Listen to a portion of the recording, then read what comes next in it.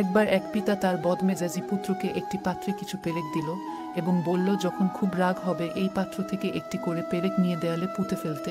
এরপর থেকেই যখন তার রাগ হতো সে দেয়ালে একটি করে পেরেক পুঁতে দিত। এভাবে রোজ সে এই কাজ করতে লাগলো।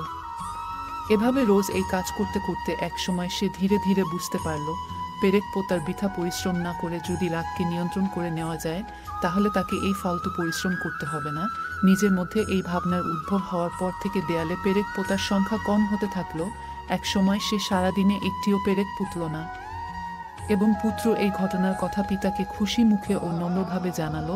পিতা তখন বলল, যখন এবং যেদিন তোমার মনে হবে তুমি একেবারে রাগমুক্ত হয়েছ সেদিন তুমি ওই দেয়াল থেকে একটি একটি করে তোমার পোঁতা পেরেকগুলোকে উপরে নিও।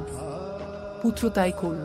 একদিন এমন আসলো ওই পেরেক পোঁতা দেয়ালে একটিও পেরেক দেখা গেল না এবং এই কথাও সে তার পিতাকে জানালো যে সে তার নিজের ক্রোধকে নিয়ন্ত্রণে করে নিতে পেরেছে এবং দেয়ালের সব কটি পেরেক সে খুলে নিয়েছে।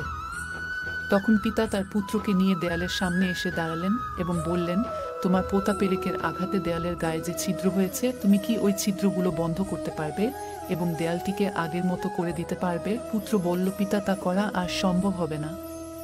পিতা তখন পুত্রকে বলল, আমাদের জীবনটাও ঠিক এই রকমই। রাগ আর ক্রোধের বশে কোনো কিছু করে ফেললে কিংবা কাউকে কোনো আঘাত দিয়ে কথা বলে দিলে তাহলে তার মধ্যে যে ক্ষতি সৃষ্টি হয় তা আর আমরা ঠিক করতে পারি না।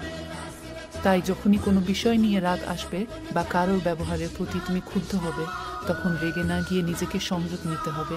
কখনো কারো মনে দুঃখ দিয়ে কথা বলা উচিত নয়। তুমি তো রাগের বসে তাকে দুটো কথা বলে নিজের রাগটা মিটিয়ে ফেলতে পারবে, কিন্তু যে মানুষটি তোমার ব্যবহারে কষ্ট পাবে সে তোমার বলা কথাগুলো আর তোমার খারাপ ব্যবহার সারা জীবন মনে রেখে দেবে।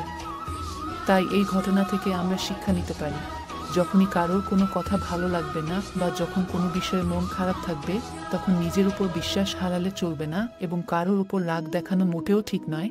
এই সময় নিজের বুদ্ধি ও ধৈর্যকে কাজে লাগাতে হবে। যদি আপনাদের আমার ভিডিও ভালো লাগে তাহলে আমার ভিডিওটি লাইক করে দেবেন। ধন্যবাদ।